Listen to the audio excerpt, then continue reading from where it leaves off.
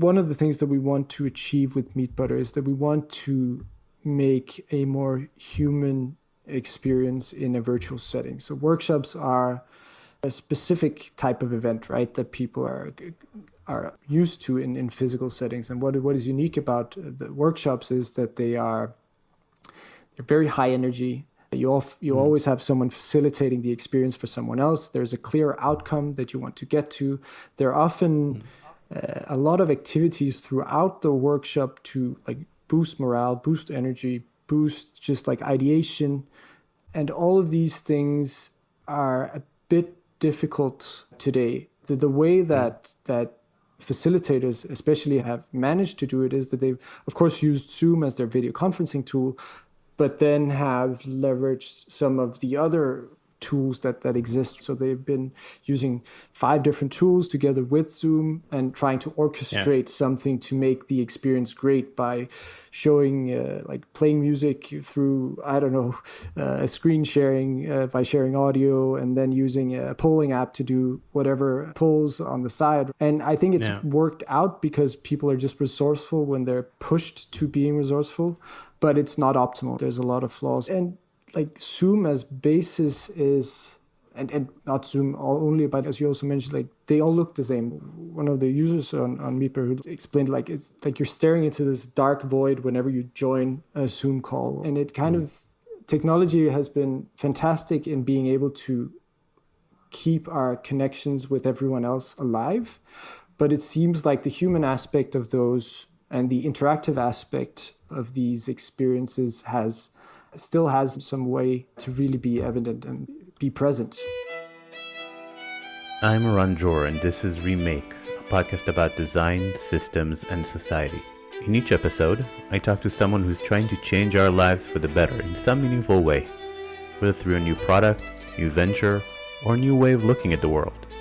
And I try to understand how they came to it, what makes them tick, and what we can learn from them. Christopher Holm-Hansen is a Copenhagen-based product designer and the co-founder of MeetButter, a promising new startup which aims to make online workshops and meetings more human and delightful. In this conversation, we discuss his journey from training as a civil engineer through the first product he ever built, to his journey through founding 2 previous startups and a bank's internal venture group. We talk about how seeking a new direction and remaining engaged at the moment that COVID hit gave him and his team a clue that led to MeetButter's current product, and what he sees as the future of online meetings and work beyond the COVID-19 crisis. So let's jump right in with Christopher Holm-Hansen.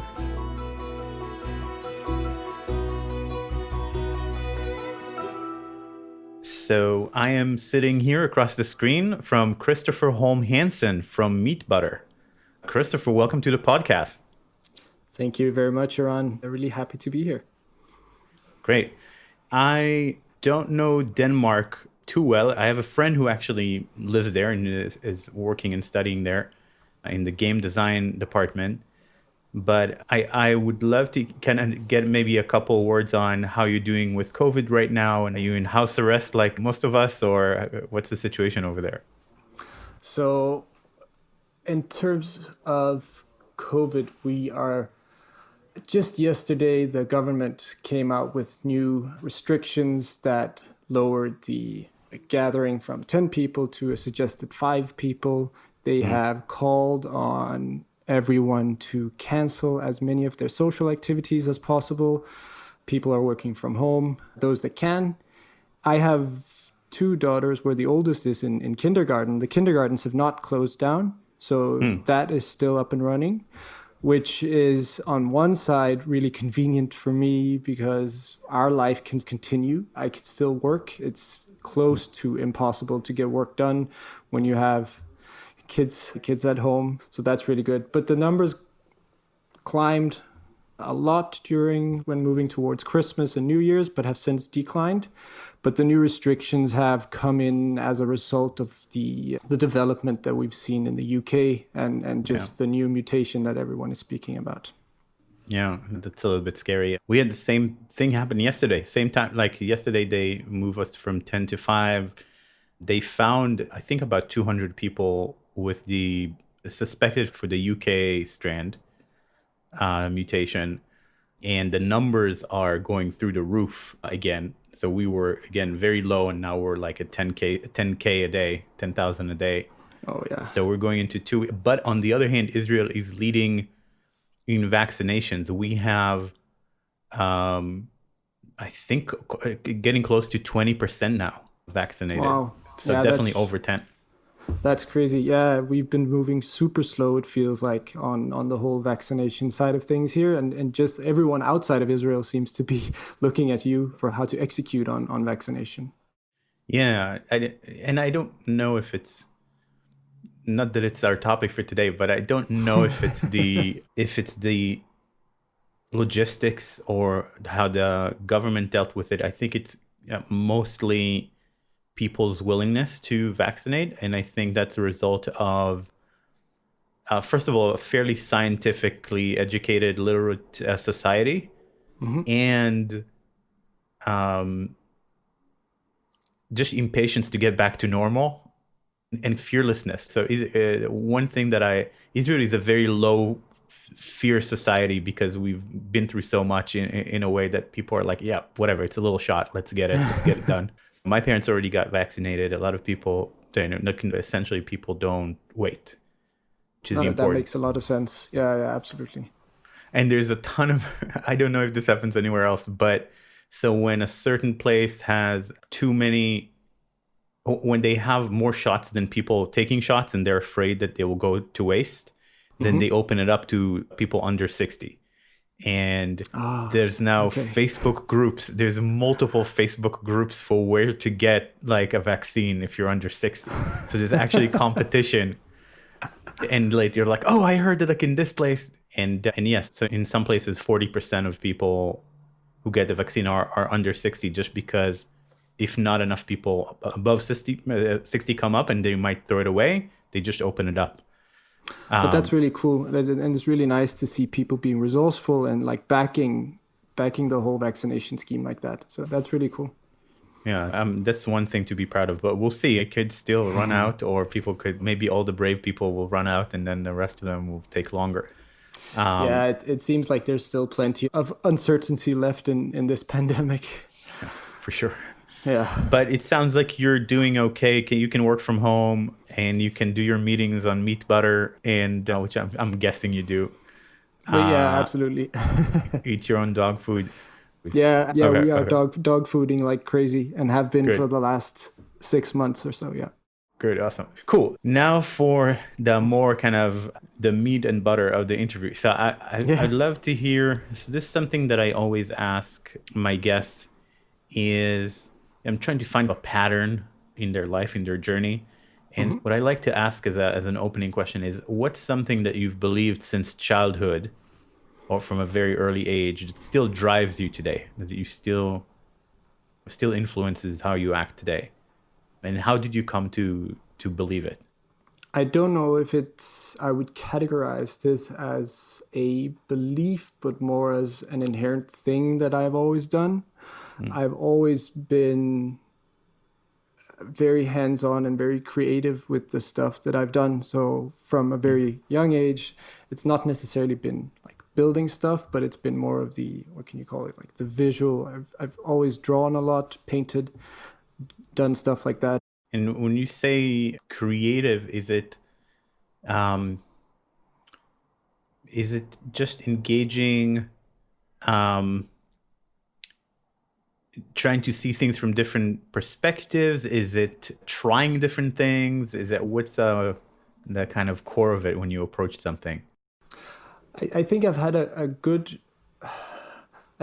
way of always being able to visualize how an outcome of something would be, and thus would have easier or less of a barrier to actually give it a try or give it a go, which also could mean that I might have deep down a conviction that everything is possible if you put your mind to it, although I have witnessed over time that the outcome that you want will inevitably give you a lot of hardships on the way there, and it will be a tough journey to get to where you want to. But deep down, I believe that everyone and everyone can get to where they want to if they put their mind to it. Yeah, then that makes a lot of sense now. So I think this faith and this belief that you can get there is a big part of being a designer and being a creative person. And also the visualization where you can see it completed before you even start. You're like, I have an idea of where I'm going. And I definitely know people who that's just not how their brain works at all. It's like all words or it's all numbers. For me, I can just see the thing that I'm trying to do and try to get closer to that. Yeah, because you can use it as almost as a reverse engineering exercise. If you can see the outcome, or you can start to backtrack, like if this is the final or the end state, what are the steps that come before that, and then backtrack your way to where you are now and mentally build the journey towards that end goal. Right. And so how did it come about in your childhood? How did you start experiencing that creativity and discovering it? That's a good question. I think like my creative outlet when I was younger was mainly like the more artistic, like drawing and painting stuff, and then playing outside with my brothers and building stuff together, or coming up with weird games or concepts where we built huts, or then, as all kids tend to do, they use their imagination a lot, where a bucket full of weird content can be something that you like base your entire game around, and that's probably where we started. Even if we didn't necessarily have all the things that we wanted, we would find replacements and then use that as a substitute so that the games or the play would still like carry on. Yeah, that's interesting. And I wonder if it's not lost in kids today because they have so much stimulation from things that are already structured to be stimulating, like video games, etc. Absolutely. And I don't know if it's necessarily lost. I think it's there. I think it's just not necessarily fostered as much as it was back just like 20, 25. I'm flattering myself now. Maybe 25 to 30 years ago. Yeah, I'm older than you, I think, quite a few years. But so when I think about my childhood, a lot of it is the boredom. Like you actually in a situation that's boring, and then you make up new ways of creating games or creating things out of it. And I don't know if kids these days are ever put in a situation where they're bored, as long as they have the digital devices or... I completely agree, but I don't think it's necessarily only children that this is apparent to. Like it happens to every one of us whenever we have, and I'm victim of that myself. Like whenever we have a spare moment, we usually pull out our phone and scroll mindlessly through whatever social feed that is our drug at the moment. So I don't think we let ourselves get bored that much any longer, which which can inhibit some of the creative thoughts and that boredom usually sparks. Yeah, it's interesting. Cool. So you grew up, I think, in Copenhagen? Yeah, just a bit north of Copenhagen. Yeah. Okay. And so you clearly was a creative child. How did you get into your studies? How did you choose what to study, what to get involved in?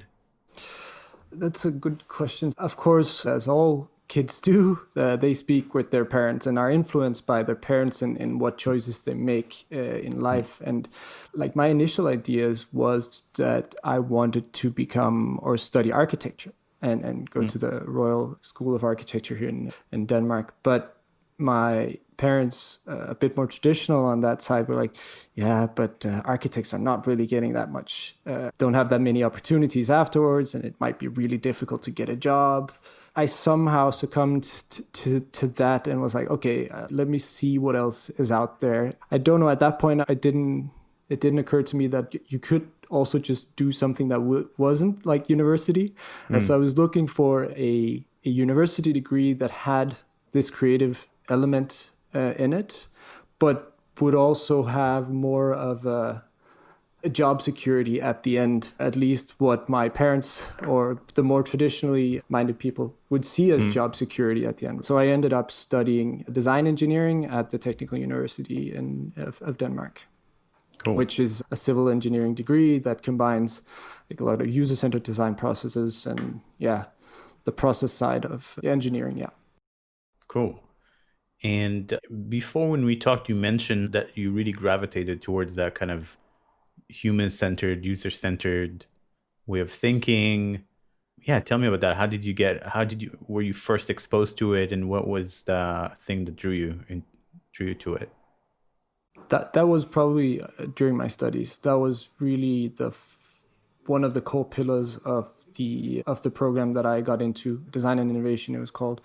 They were very much focused on the human-centered design aspects of developing whatever it might be. This was mostly like industrial products, but even there, it was really important for the successful outcome of a project to understand the users in it and how they behave and the environment around the product in which it was to exist. An oven, for example, or an industrial oven, because we had a project which was to redesign an industrial bake-off oven, which was a weird project, but also enlightening in some way, that if you talk to the people that use this bake-off oven on a daily basis, you will be able to uncover a lot of low-hanging fruits that you would never in your own imagination come up with on how people actually use the product, which is both dependent on the context that it's put in and the people that operate it and what the oven is actually used for. So that was really interesting. And we were out speaking with a lot of people that were using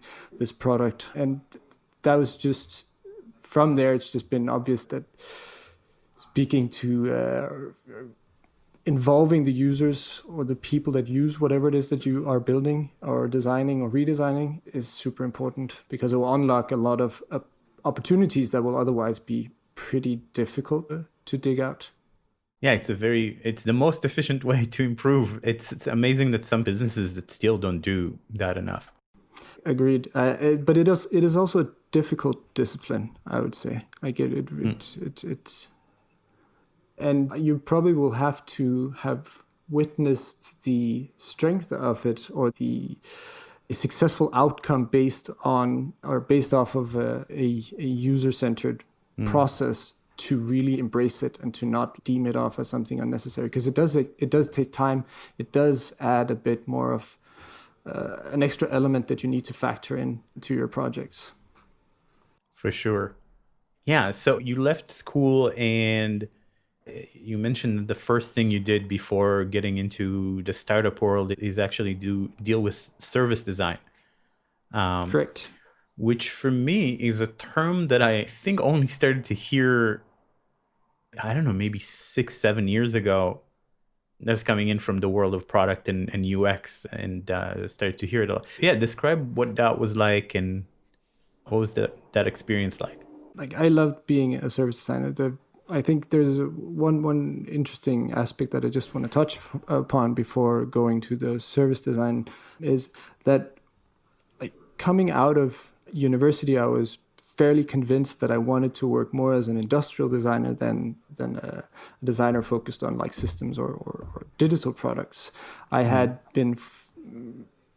an experience in the university at one of the industrial design courses that I took there, where I created a concept for this industrial design competition that was hosted by a large company and ended up like getting to the finals and winning third prize and even the what's that called?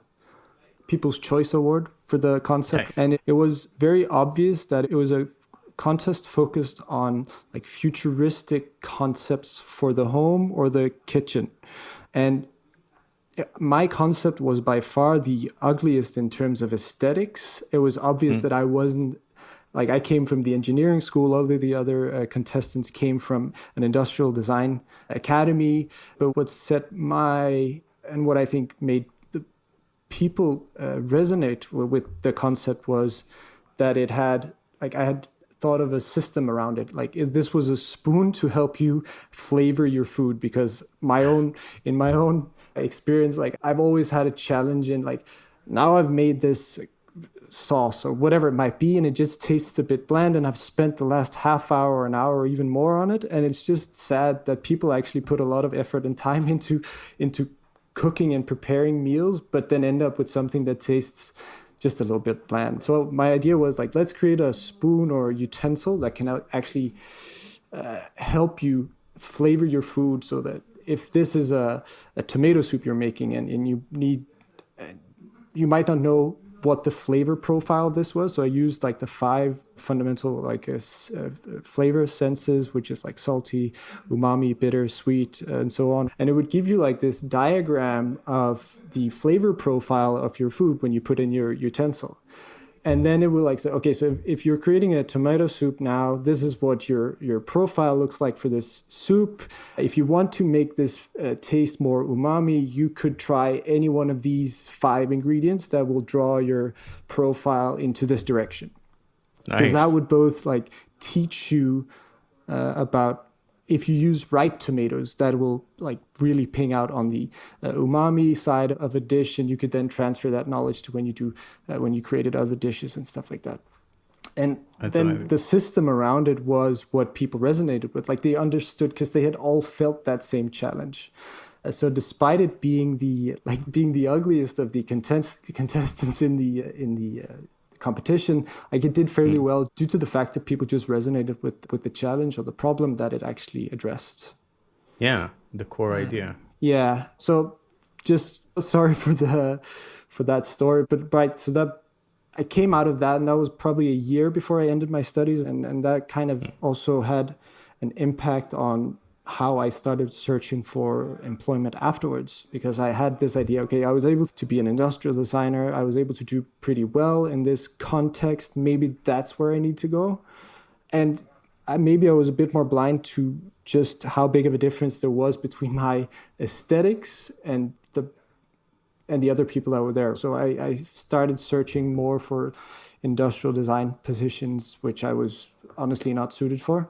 But then I reassessed after having a couple of months without any luck and getting back to, okay, so what was it actually that was the fun part about this? What is it that I was actually doing? And that was the understanding of users and the interaction with users. And that's where service design all of a sudden like came in as a possibility.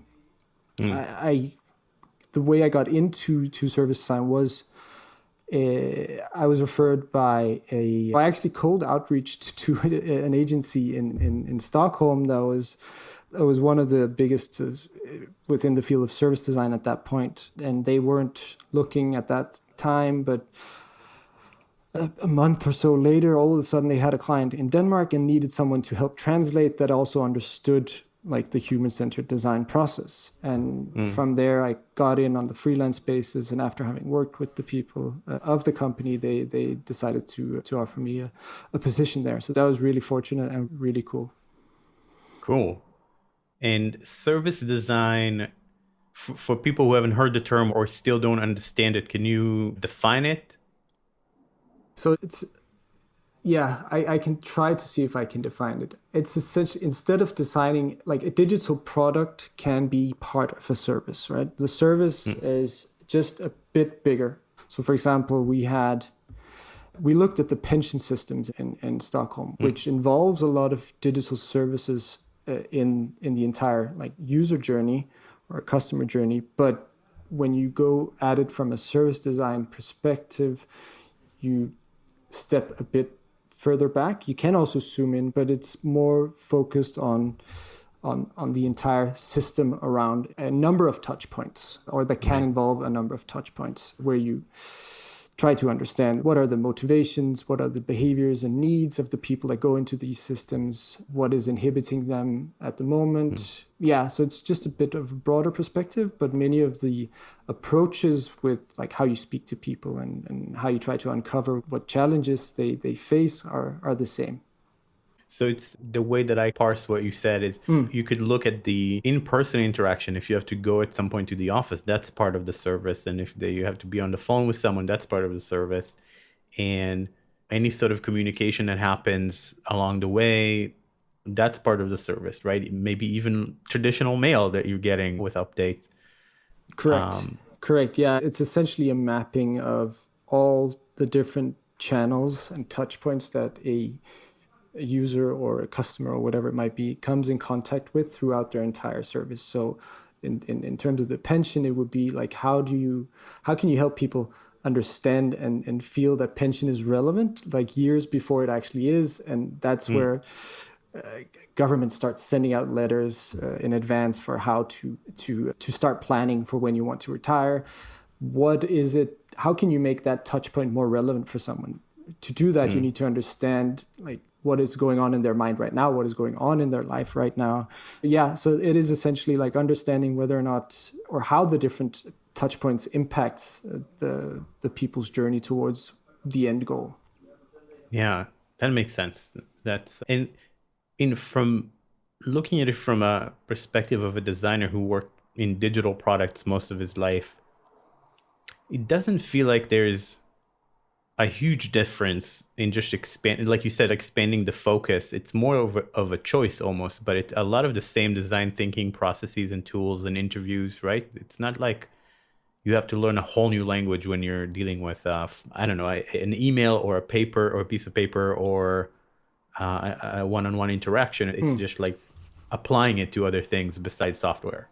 Exactly. I think you're completely right about that. Like, and then, yeah, I completely agree with that. I remember we did a service design sprint with a medical facility, and it was literally like people were coming. So this poor receptionist that kind of had to process all the people coming in, and people were arriving from two sides. And then because there's like around the bend, people were arriving, and then there's the line. And it constantly would have to tell people, please, this is the line. People coming from an unexpected direction. Yeah. And just literally by putting like a piece of cardboard that blocks that way, you just made that person's life so much better. Like the everyday life became tolerable because she wasn't constantly fighting with people trying to sneak in from an unexpected direction. That's so cool. And without the observation of that, like seeing the person in the context, you would be able to come up with a lot of different concepts that would not necessarily solve the problem. Right. As well as the cardboard shield did. Yeah, exactly. It's cool. So then you got into the startup space. Tell me, what was that decision like? And what was that experience like? I've always been speaking a lot with both of my brothers, but especially with one of my brothers we always wanted to start something together, but we never thought that we never felt that we had the right idea, or we never felt, I guess in the end it was probably, we didn't have the necessary conviction that this was the right stuff to start working on. So we never got to a point where we like left everything else and started working on whatever we came up with. But at some point during my time in Stockholm, I witnessed something in my daily routines there that was the whole, like, that everyone has been exposed to so many times, the expense management in companies, where whenever you buy something or purchase something, you have to keep the receipt and you have to staple it onto a printed piece of paper where you fill out a number of different information and then post it in an envelope and put it next to the printer or somewhere like random, or I don't know. It was a bit weird. And that was just what got me thinking. And I asked my brother first and foremost, this is what we do here. Have you ever seen anything like this? And he was like, yeah, we actually do the same thing where I work. And then we started asking around a bit more. And this was something that everyone recognized and was like, yeah, this is pretty annoying. And all of a sudden I was like, all right, if we are to ever do anything about this startup thing that we want to try out, this might be the idea that we go for. And there was like Venture Cup, I think it's called here in Denmark, which is a student startup competition that runs on a yearly basis, where university students can apply with their ideas.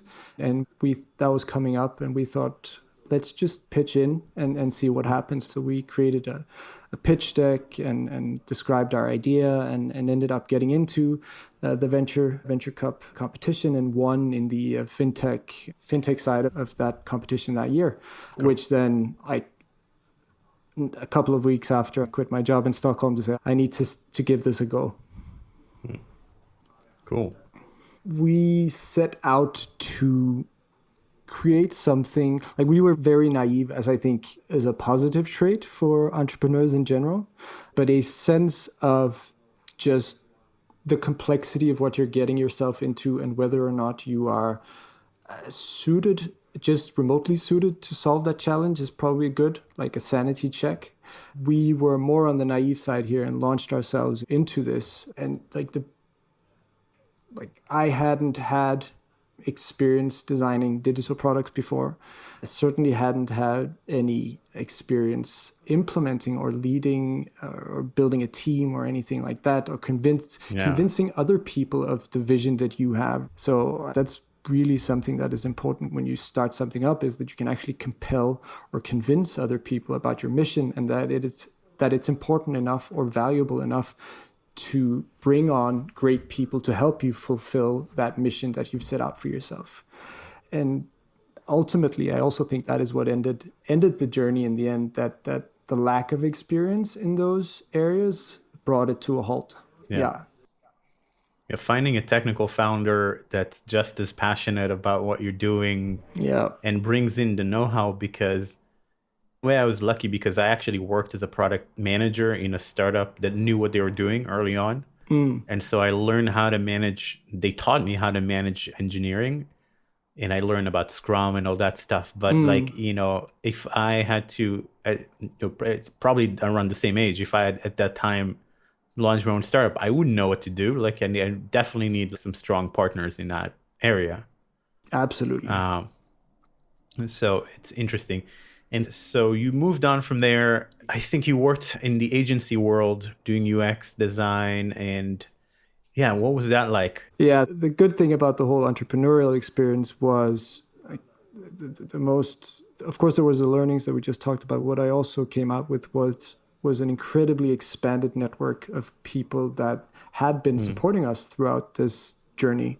So I felt that I had grown significantly more than I had before or previously in the year that it went on. But what led me to seek the agency world was, first and foremost, I needed a job because I had drained a lot of the savings that I had, trying to get this off the ground.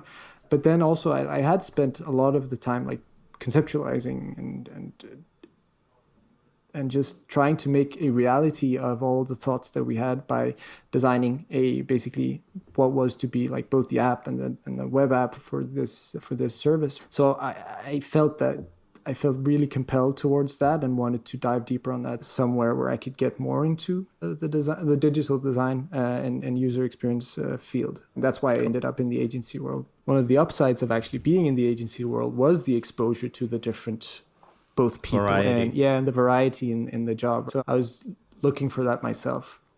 So the exposure to different areas was really positive, but it was also what led me to a point where I felt like I needed to spend a bit more time on something to get to the next level or get to that deeper understanding of how to actually build stuff.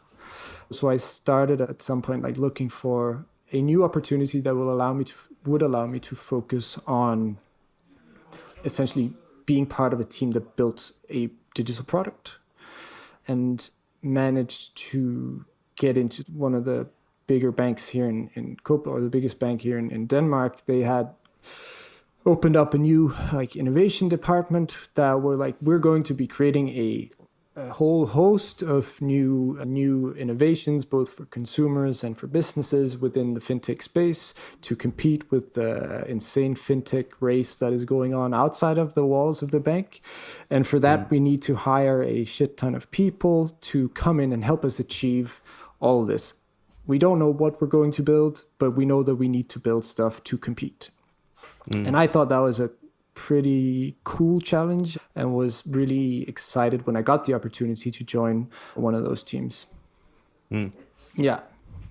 And what was also compelling is that, again, if to draw lines back to the agency world, is that you are almost always presented with a challenge and always some ideas of what the solution is supposed to be, depending on how mature the client is working with the agency. So there will be a lot of political stuff in just like saying, like, we need a bit of freedom of movement to actually maneuver on this challenge that you set out for us. Where I felt that going into this venture setting had a bit more of an open playing field where you could help define the challenge that was important to solve or the right one to solve, rather than just being presented with, this is what we're solving, even though we can all see that right next to it is something that would be like really interesting and probably a lot more valuable, but albeit also a bit more expensive for you or taking a longer time. Yeah.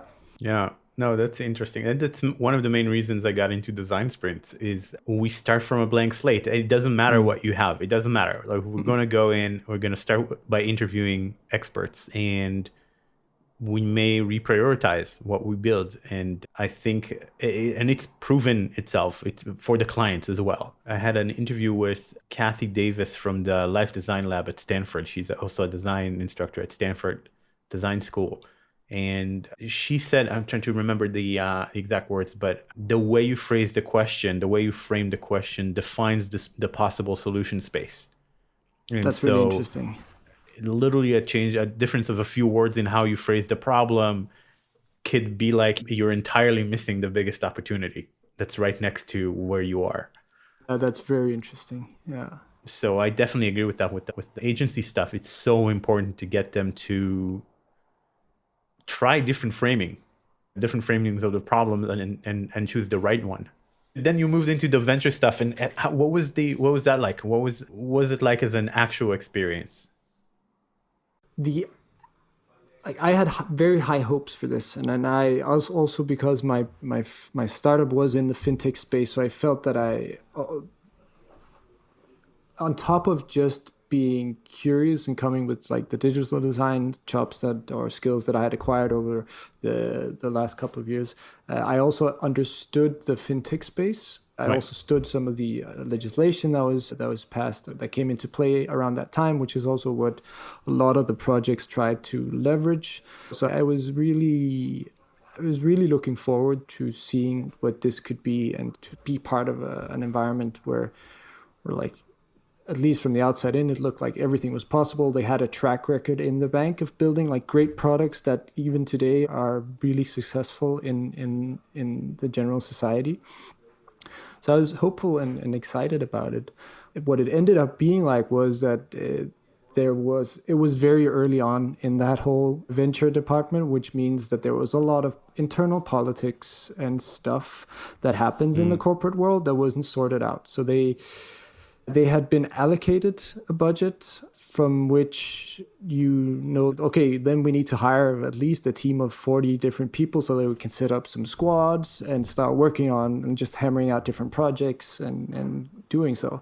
And that's what happened. But what I think was difficult in that journey was that there was not necessarily an internal alignment in the bank with how this unit was supposed to operate and what their role was supposed to be in relation to like other departments, because other departments had their own designers, their own creative teams and stuff like that. And all of a sudden you have this new department that is supposed to be in charge of everything that is newly developed in the bank. But what does that mean for all the other teams? Are they not developing new stuff anymore?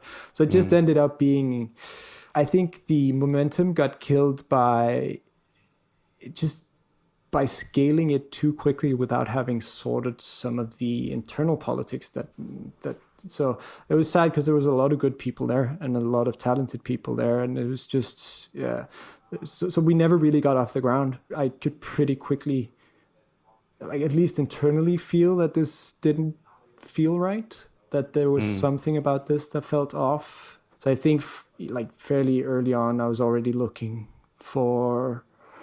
I had my eyes open for incoming. For the next opportunity. Yeah, the next opportunity. Yeah, I did.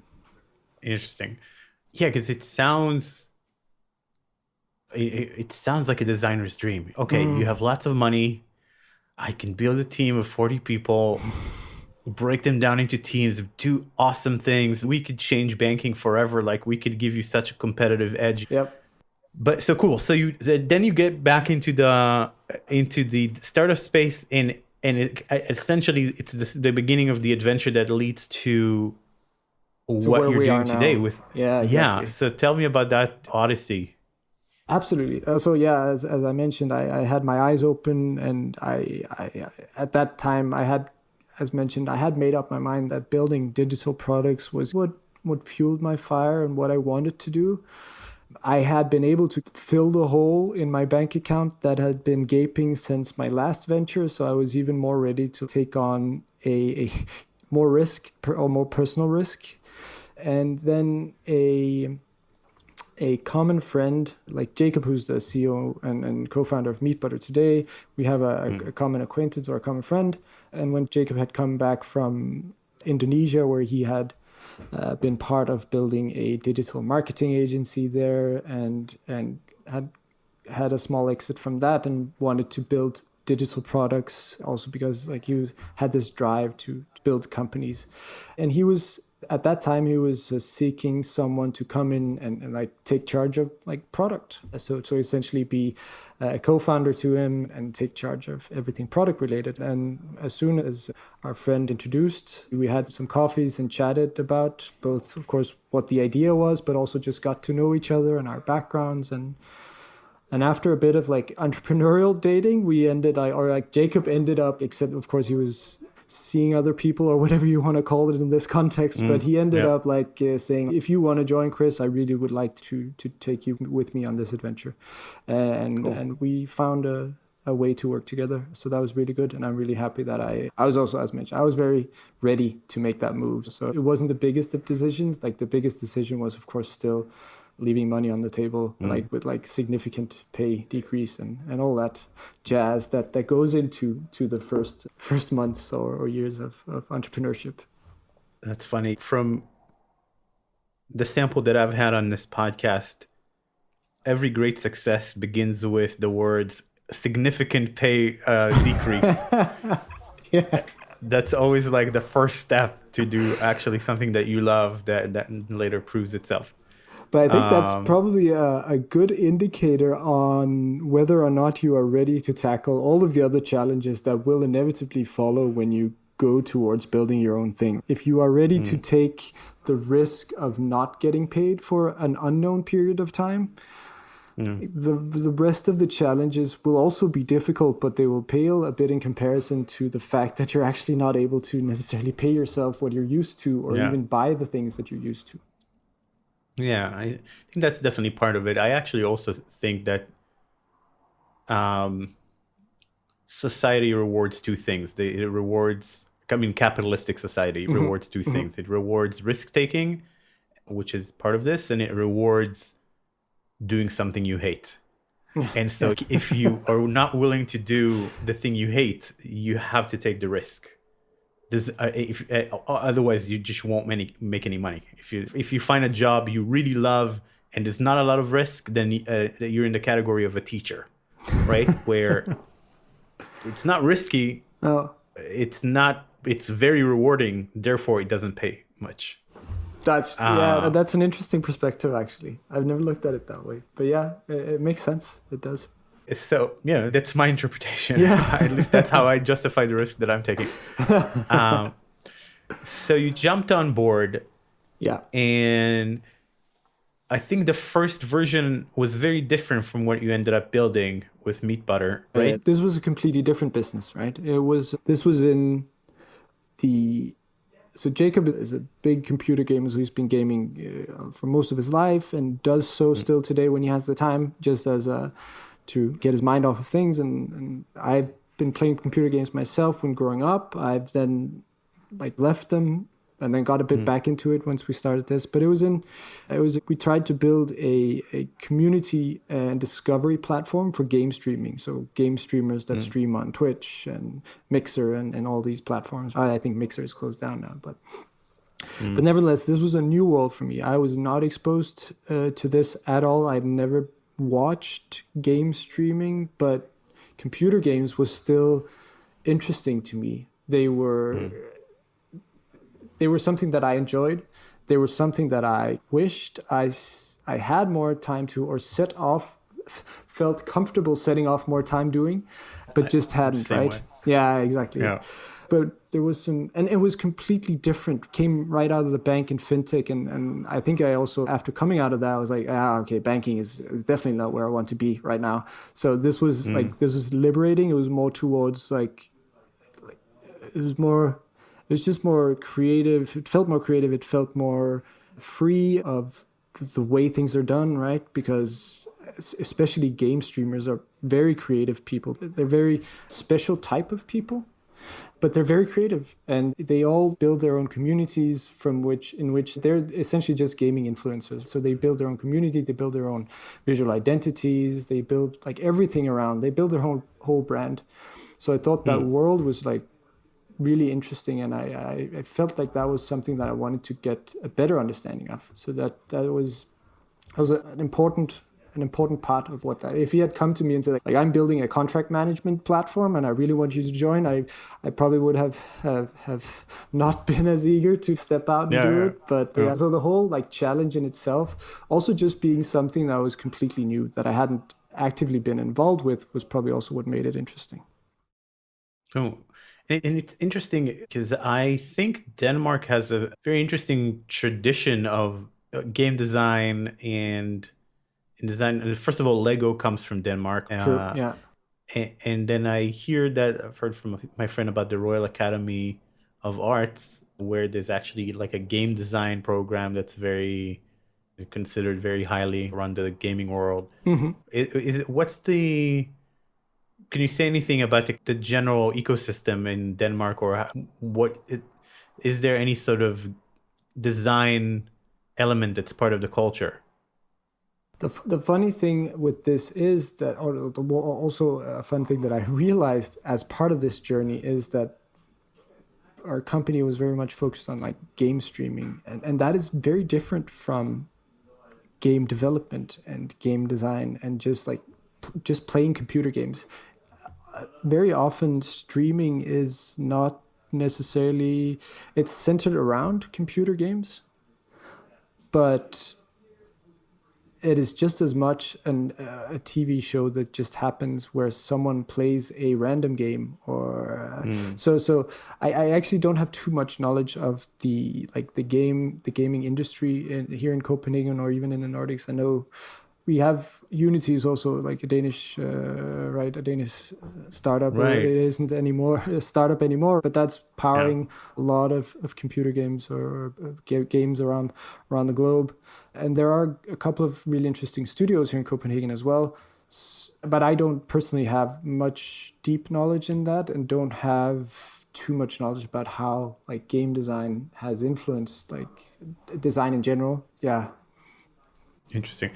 So I think, so you go into this streaming discovery platform, and what do you find, and why do you eventually change course? So Jacob had done a lot of initial research on a very pragmatic approach to, I need to find something because I want to build a business. It was not like the idea that drove him to begin with. It was the itch to build something. So he's been working in strategy consulting. So he knows how to do like market research and understand different trends and stuff like that. So he presented a lot of different data to me, and so there's a lot of stuff happening within the game streaming space. I think that there's a lot of opportunity in here. I've been doing some research on some Reddit communities and stuff like that, talked to streamers and tried to figure out what they're struggling with. And he had some overall hypotheses, which were the ones that we started to try to solve with our company. And in that journey, I myself, of course, also had to get familiar with the whole space. And I think one thing that I probably should have realized earlier is that I didn't connect really well with that community. Like we met so many fantastic, supportive people as part of our journey that really liked what we were doing. But we did not understand their fundamental challenges well enough, or didn't acquire the knowledge that was necessary to set ourselves in their position and understand whether or not what we were building was actually on the right track. So we built something that got some initial good responses. We had some users join and join on a continuous basis. And we just ended up going into this, what we call like a feature creep, where we say the next feature is going to change the entire thing. And we focused on that, and we forgot about speaking to the users. And really there was this sense of urgency where we would rather just push out new stuff, and then we would hear what people thought about it afterwards, instead of just taking some time to try to understand a bit more where we could impact their lives significantly. And I think that's essentially what ended up leading us to having to admit defeat in the end. Like we also were, of course, as many startups do, and especially when you're building a social and community platform, like monetization was a difficult aspect of it. And when trying to raise funds, there was a lot of questions around that. And without an explosive growth on the platform, it becomes difficult to defend or difficult to explain how you will all of a sudden grow exponentially, and then monetization will not be a problem, right? When you have hundreds of thousands of users. We never did. So the funding that we had or thought that we had secured fell through in the 11th hour. And based off of that, we decided to pull the plug on it. Yeah. It's always a little bit gut-wrenching, heartbreaking to close down on a product. But at the same time, it can be liberating when you don't quite find product market fit. And so what was your kind of conclusion about if you had to do this all over again and start from scratch with that idea, what would you have done differently here? We talked a lot about what we could have or would have or should have done differently, right? The whole, if we had this chance again. I would say that being honest about how much that field or industry you're going into interests you. How is this something that you could see yourself doing in your spare time, just sitting and researching or getting into or knowing more about whatever industry you're moving into? If that's the case, you're probably onto something, because your curiosity will be, you cannot get enough of that. You feel like you need to know more. What would I do differently? I would probably assess whether or not it was the right challenge for me or the right industry for me to go into in the first place, and probably, hopefully, not start that business or start that venture to begin with. Yeah, that makes sense. I think that, but in the gaming world and the game streaming world, it's almost so exciting that you're like, okay, I'll give it a try. I'm not a gamer, but I'll give it a try. I would probably do the same. But just because it's such a fun world. Yeah. But then when you're alone with yourself, you admit, like, I'm not a gamer. Like, you have to force me to play because that's just not my thing. Interesting. And so how did you land? Because MeetButter is one of my promising tools to watch in the meeting and workshop space. So how did you get there from gaming? Yes. So what we did do well with our previous company was and especially Jacob, he was able to gather a lot of great people. So we did not fail because we did not have the right people in the team. It was the distance from the end user that was the challenge. So we assessed what we did well. And then, of course, we talked to each other and said, what are you thinking about doing now? Like, we just closed this down. This was in January, end of January in 2020. So we just closed this down. What is on your plate? And Jacob was like, I want to build another business. And I was like, yeah, I'd really love to be able to do that as well. Jacob had funded most of the startup there from so he bankrolled. And so he was, of course, a bit drained, but still had some cushion to go into another try. I myself was a bit more pressured, but on the other hand, I couldn't see myself I had still had the experience from the bank, which was fairly recent, right? It was a year prior to that, to our startup failing. So I was like, I really don't want to go back in and just find another UX or digital design position in a corporate and agency. I feel like I've been there. I really enjoyed the freedom of being able to work on the challenges you set up for yourself as you do in the startup environment. And again, we had expanded our network significantly with really interesting and great people. And I wanted to keep that up. So when we talked about it afterwards, we were both like, yeah, let's see if there's any way of bringing some of the people from the previous startup with us and just creating like a small unit that starts just investigating opportunities and seeing what we could launch. So that was it was both a bit terrifying because again, you started from square one or even square zero because there was no idea. There was nothing more than the fundamental drive to build something yourself.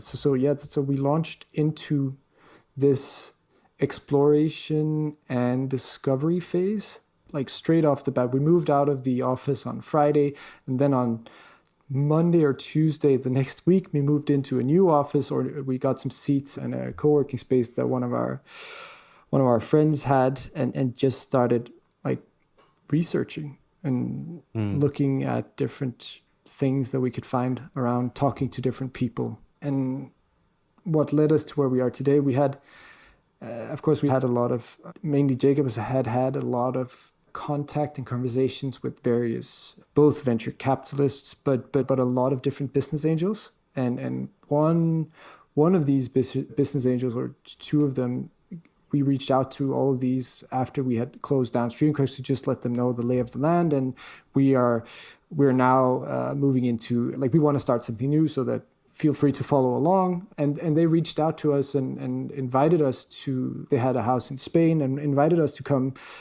join them there and just like brainstorm and like bounce ideas off their heads as well.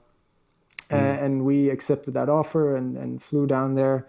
We're there for 5 days or so, where we like got to know them better. We like worked on our own stuff, but also had sessions where we brainstormed with them, and we're thinking about maybe going down this path. What do you have any perspectives on that? Or do you have any experiences on that? Or how could we approach this, right?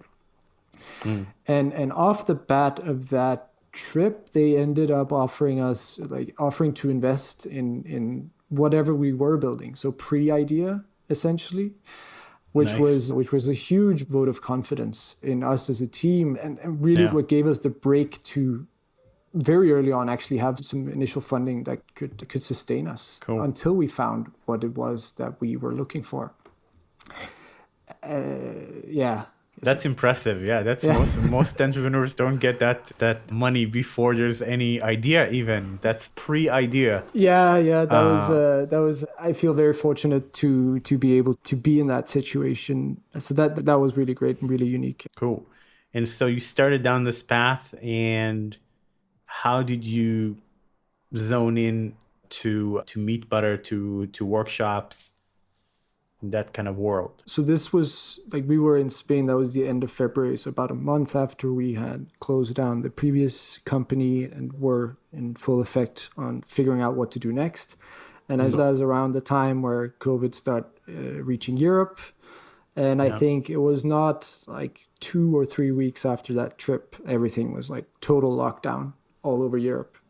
So all of a sudden there was this new normal, as we talk about. There was this new daily routine that you had to get into, which means that you have to change a lot of your normal routines, your normal ways of doing things, your normal ways of thinking about the world. And for us, that meant, okay, we had initially materialized an idea on a recruitment platform that we wanted, like a new take on recruitment, that we thought like this could actually be something that would be really cool, where we would leverage like experts in helping to assess when you are hiring an expert into your company and you don't know, or you don't have the skill set to assess this expert, you could like leverage our platform to get a skill assessment of this expert. Then COVID hit, and we were like, yeah, maybe a recruitment platform is not the right thing at the moment, because it seems like recruitment is not what's going to be skyrocketing right now. So we went back Right. to the drawing board and, okay, so what is happening now? People are pushed back from or being locked up in their homes. They're working from home. Companies are transitioning to this new state of remote work. And we had been working as not a fully remote company, but a hybrid company in the previous startup, where we had like half the company in Southeast Asia and half the other half of the company here in split out over Denmark, but mainly in Copenhagen. So we were already accustomed to this modus operandi of working, right? And it hit us that we should be able to leverage this. We should be able to help people or the other companies that are just now being hammered into this new situation where they need to get their business working without having any time to prepare. So we thought, let's package this into a framework where we can help businesses transition into this remote work setting, where we help them like how to set up general guidelines for how you communicate in a remote company, how you document your stuff, what should you think about with the tools you implement, and all that stuff. So spend some time kind of formalizing, and of course researching a lot on all of the different aspects that you could put into a remote strategy, like building a remote strategy for a company, and then started offering that as online workshops via Zoom as a consulting business. And the reason we did this was mainly we had the experience, but it was also a way for us to get in contact with a lot of companies and understand, is there anything else that they're struggling with that we might be able to solve? So it was a way to source potential ideas for a business also. Yeah. Yeah, Cool. so that's where the whole virtual workshop really came into play, and I think that was in around April we finished up. It was called Remote Camp, where we offered this, and then like we had some workshops, and it was difficult. We had a bit of a challenge actually selling a lot of these. We did sell some, but at that time it was obvious that companies were struggling just to get by and to put out fires, not necessarily optimizing their organization to work as a smooth remote machine. So their mind was not really ready for it. So we had this idea, like this will pick up as soon as people land in the new setting. They'll be ready to like restructure as well. But the workshops that we did end up facilitating via Zoom just also pointed out some obvious opportunities for us, that maybe there's something here that we could actually build ourselves. Maybe we don't need other companies to tell us what they're struggling with. Maybe we can just build something for ourselves so that we can actually facilitate these workshops better. And that's how it started. Cool. And yeah, and I'll let you maybe describe MeetButter in a second, but it definitely, when I logged in and I did the demo, there's all of these tools that as a person who constantly runs workshops online and webinars and workshops of different sizes, these are tools that were definitely missing. And you have to improvise from using Zoom or Teams or whatever you're using, or even Crowdcast, which is like my webinar tool of choice. There's not a lot of structure. I don't feel like a director that can really create a unique experience out of the meeting. They all look the same, and the only thing that changes is me and my presentation. Right, or the screen share. So yeah, so tell me about how you think about MeetButter. What makes it special? Well, one of the things that we want to achieve with MeetButter is that we want to make a more human experience in a virtual setting. So workshops are a specific type of event, right, that people are used to in physical settings. And what is unique about the workshops is that they're very high energy. You always have someone facilitating the experience for someone else. There's a clear outcome that you want to get to. There are often a lot of activities throughout the workshop to like boost morale, boost energy, boost just like ideation. And all of these things are a bit difficult today. The way that facilitators especially have managed to do it is that they've, of course, used Zoom as their video conferencing tool, but then have leveraged some of the other tools that exist. So they've been using 5 different tools together with Zoom and trying to orchestrate something to make the experience great by showing, like playing music through, I don't know, screen sharing by sharing audio, and then using a polling app to do whatever polls on the side. And I think it's worked out because people are just resourceful when they're pushed to being resourceful, but it's not optimal. There's a lot of flaws. And like Zoom as basis is, and not Zoom only, but as you also mentioned, like they all look the same. They all have this. There was one of the users on MeetButter who explained like it's like you're staring into this dark void whenever you join a Zoom call or join a Teams call or whatever it is that you're normally using. And it kind of, technology has been fantastic in being able to keep our connections with everyone else alive, but it seems like the human aspect of those and the interactive aspect of these experiences still has some way to really become, for sure, to really be evident and be present. For sure. It's really interesting. So tell us about how this works. So I log in and I create a meeting. What can I bring into this meeting that, is different from other tools? Yeah. So on MeetButter, you create a room, which is essentially the workshop room where you can set up agendas, you can set up polls, you can set up timers and such that we've built directly into the platform, because one of the big challenges with the whole orchestration is that it takes mind space away from the facilitator. And one of the most important jobs for a facilitator is actually to lead and facilitate the session. And the more they are distracted by having to pull people in and out of different apps and just juggle technology, the less focused they are on delivering the value that they've been hired to do or are expected to. So you can set up all these things, and then we also have integrations to some great products like Miro, for example, where you can actually work collaboratively directly in Miro, in MeetButter. But so one of the things that we've done differently, just as an example, is again, also an example of this trying to bring this more human feeling into this is we have something that we call a waiting room, which is what people experience before they join a session.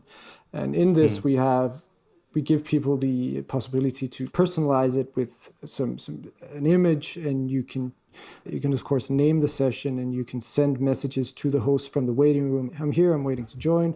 And then we have waiting room music, so that it can be cheesy elevator music, or we also have some different tunes that you can actually play for people, so that all of a sudden you land in something and are maybe expecting just a black screen with a title. The experience already starts there when you invite your participant into the waiting room and they're waiting to join. And when people experience for the first time, they're often like, they come in, wow, I really like the waiting room music. And already there you have a different energy level when people are in the room.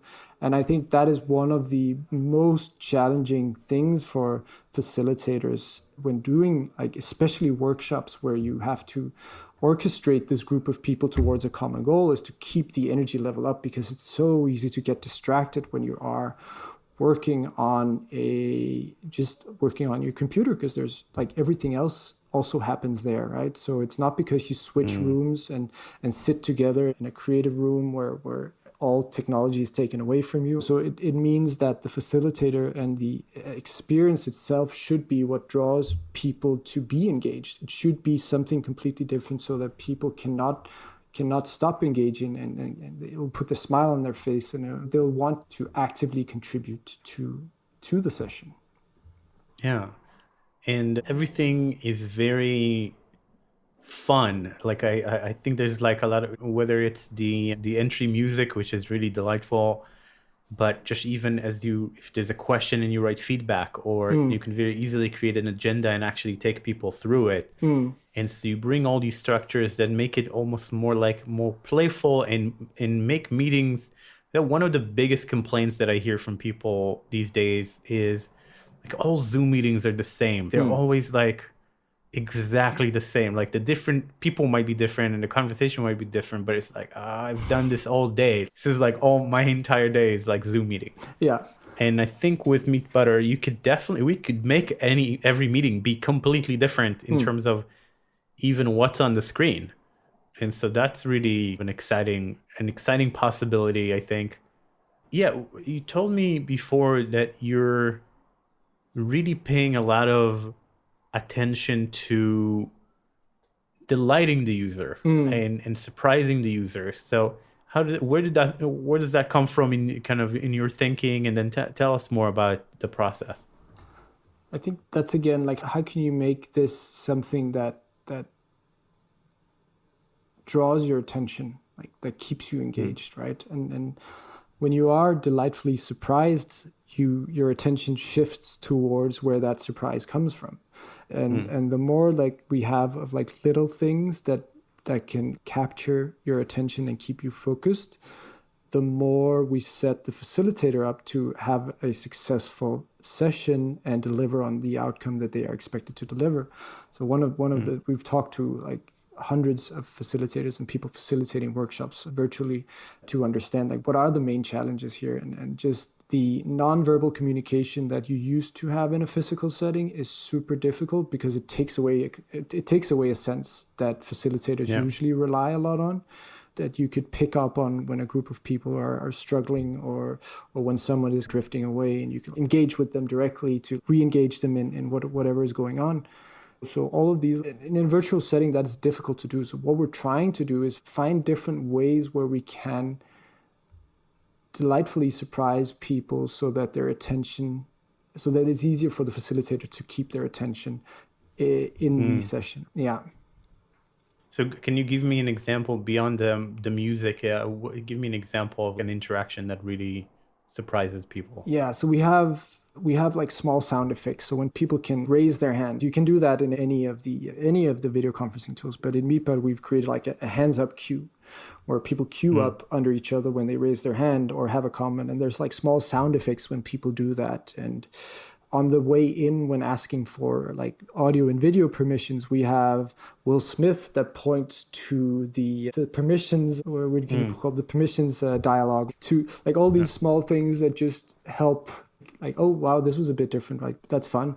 You can use like reactions similar to what you do in your normal feeds, but this will show up on your screen, and there will be like background effects that will pop out. For example, when you use the celebratory ta-da emoji, there will be like fireworks behind it. Yeah, and it's all these like small nuances. We've made it so that when you chat, the chat message also shows up on your screen, so that people that don't necessarily have the chat open will also see that now stuff is happening, and they can even read on to see if it's something that they need to pay attention to.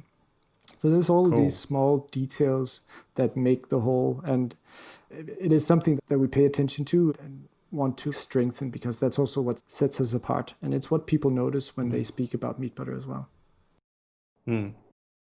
Yeah, that definitely come through in the design. It's fun and playful. It can make interactions more fun, I think, and allows me as a facilitator to really create a unique experience. So I'm thinking about the cost, because I'm the cost of, not the cost of MeetButter, but the cost of not making these meetings more human. And I've had a lot of experience managing remote teams. And at first it was at Skype, and then it was Zoom. And I think there was even something in between. I'm trying to remember. There was a tool that was like Zoom before Zoom that we found that was pretty good. But what became very clear is certain discussions are not fun. And so we try to avoid them, even though they're super, super important, like big, long discussions about big product discussions or big engineering discussions that take a lot of people and a lot of ideas, and you need a whiteboard, and you just don't do them. And then something that really needs to happen doesn't happen. The other thing that I can think of is just team morale and team bonding where if we were in the same room, we just bring everybody beers and falafel or beers or something, and everybody's happy and everybody's friends, and we laugh a little bit or we play a video game, and then we go and do work, and it's fine. It's not, but when you have to keep morale up and these meetings, like I've been on these long Zoom meetings, you kind of start hating everybody. And even if it's not their fault, and I'm sure they hate me as well. You just said something, and it's a good point, but like now I'm gonna sit for 15 more minutes about this, And so, first of all, what do you think about the cost of this? And then, if you could give some tips besides upgrade to MeetButter to people who can really upgrade their skills around this, what would you tell them? I think it's a super challenging question, right? That's super complex challenge. So one thing you're talking about how remote companies inevitably face some difficulties in just the whole like social aspect where people can just meet up and talk like normal people without having to log on to a platform. So that's the one thing of it, which is very much related to like how would you run a remote company in the first place? What are activities that are needed, and how can you make those different from the normal day meetings? That's because I think, as with everything, right? If you have a normal context of use of whatever it is that you're using, that will be the mode that you go into that. So if you're used to doing work in Zoom, then logging onto Zoom to do fun stuff will be like, no, let's do something else. Let's not, or let's not at all. Let me just do fun stuff at home or drink my beer alone at home. So I think just like removing yourself from the context that is necessarily related to work can be a thing, right? Like how to have the discussions that need to be had.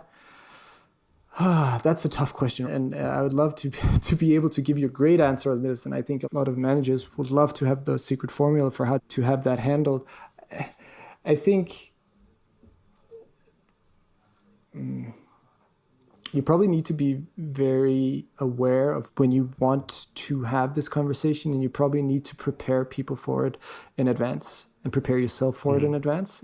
Because as you mentioned yourself, if you spring something on people that they're not ready for or haven't been prepared for in a setting where they're already stressed for having sat in a Zoom meeting or a virtual meeting for an X amount of hours, it can lead to immense frustration. And unless you're ready to tackle whatever confrontation that will come up when you present this big, hairy challenge, you will never, I don't think, it will be difficult to bring up, right? Because you'll put yourself in that position where, oh my God, just shut up. You don't want to deal with this right now. But if you like set off, whenever you have this, I think it's important to have the right people for that in the call. So it's important that you reflect on the people that needs to help you tackle whatever it is that you or everyone is aware needs to be tackled. And then you need to set off just dedicated time where you focus on that. And if conversations or discussion starts to derail, you will need a place to like park that and save for later, so that your discussion does not like end up in sidetracks. But I don't think this is inherently like virtual meetings. I think this is like meetings in general. Yeah, it's interesting. I think by and large, people are solving the productivity issues. So there's tools like Miro and many other tools. Okay, if we need to get something done and we need to brainstorm together, we can. It's hard and it's not fun, but we can do it. And so the thing that I think people are still struggling with is the making it more fun and relaxed. Because if we're in the office and I bring beers and falafels, which is my favorite example, then we relax. We just eat and drink beer and chill and we talk about things. And there's no stress, but like Zoom feels inherently stressful. And so I actually recently had a Zoom date. Oh, interesting. Because we're under lockdown, and we luckily I have some tips. Like if you want a Zoom date with someone, I actually so first of all, I connected the computer to the TV so that I have a big screen of the person in front of me as if they're real life. All right, and cool. I used the camera that captured, I have a kind of a wide angle camera that captured not only my face, but me sitting there as if I'm a person. And then I had lots of alcohol, like we both had alcohol.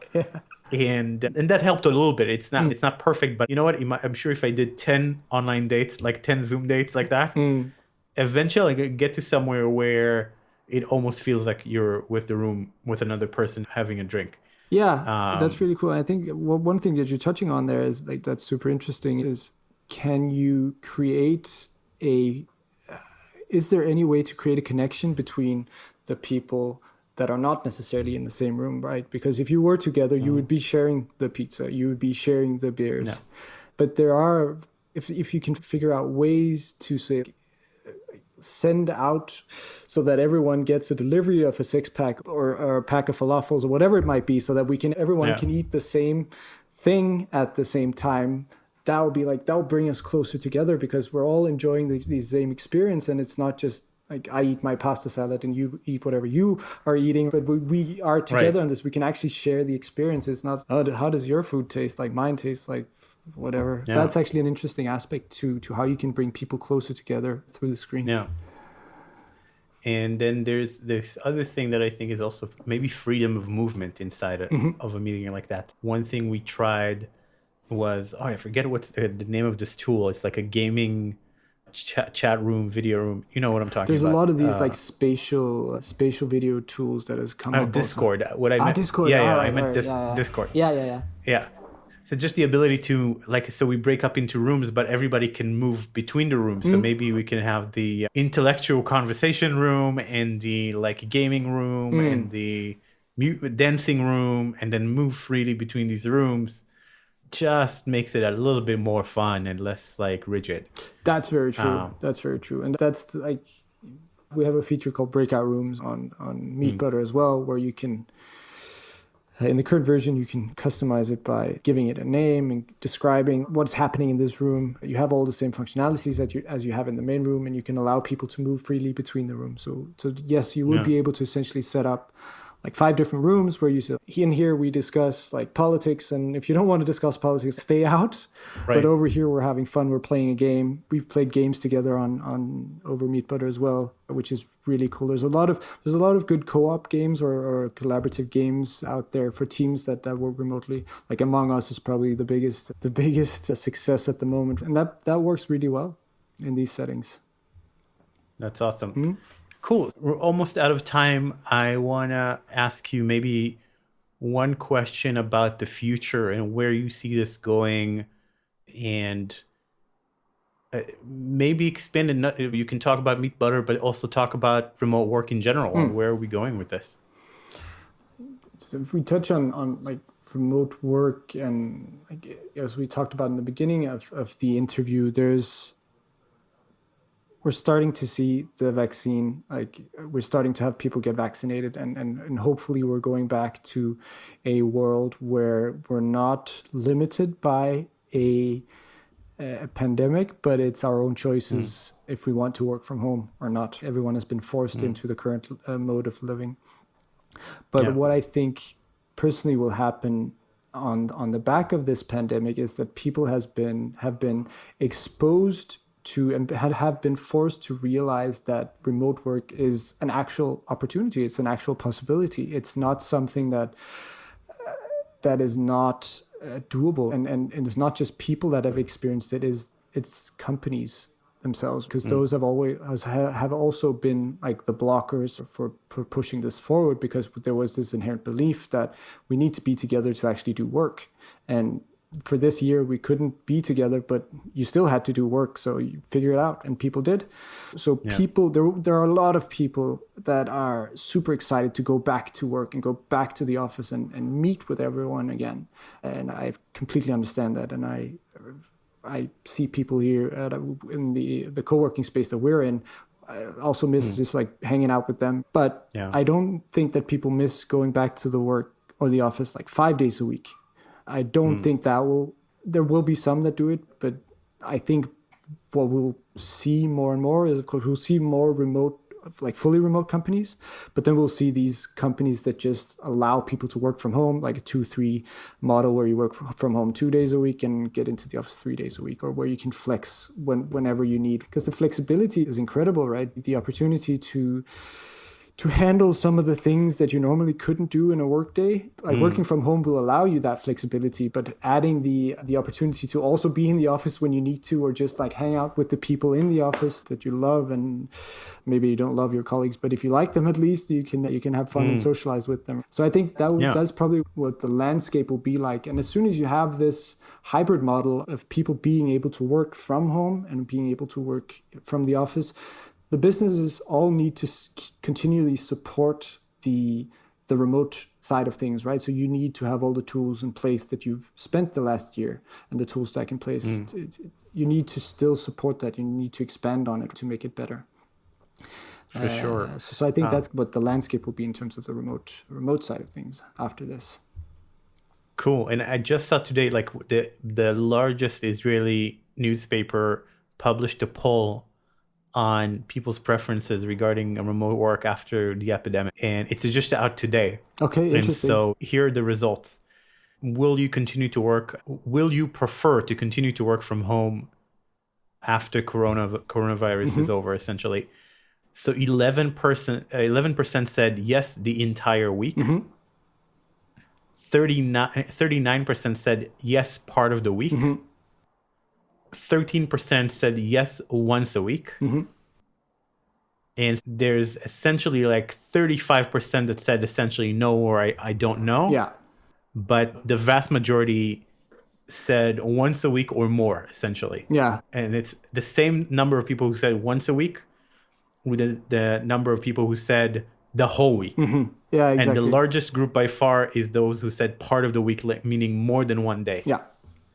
That's super interesting. And I think that is really, and that's exactly to my point as well, that I think that is definitely, because people have seen the upsides of it, but there are a lot of good things about being in the office. It's not that I say that there's no good things. I hate everything that used to be before. But that's super interesting. And I really think that if you were to poll people before the pandemic, that would be pretty interesting to have those results. But it would be probably like 11%, as you mentioned, as the whole time. That would be constituting everyone that wanted to work from home, right?